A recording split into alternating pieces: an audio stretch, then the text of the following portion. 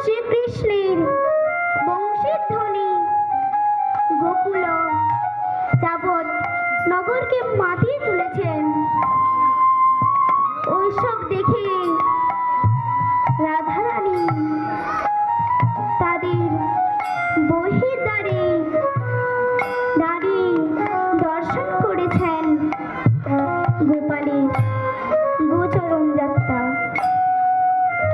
তাই শ্রীমতী রাধারানী তার শাশুড়ি আর ননদের ভয়ে বাহিরে আসতে পারছেন না।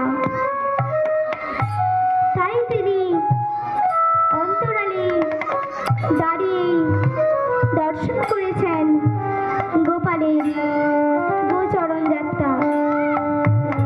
তাই রাধারানী ললিতা ও বিশাখাকে বললেন এবং পদকবি কলম দিলেন।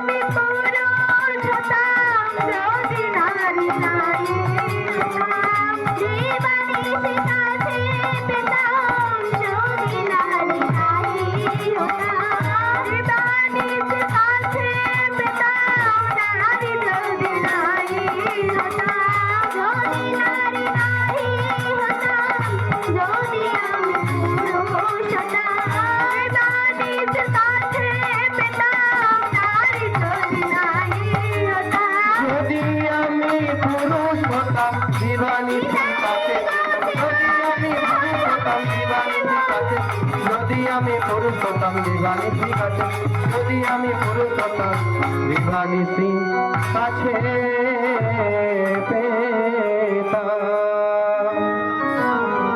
রাধারানী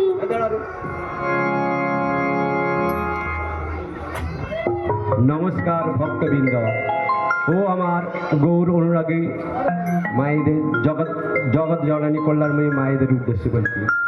আজকে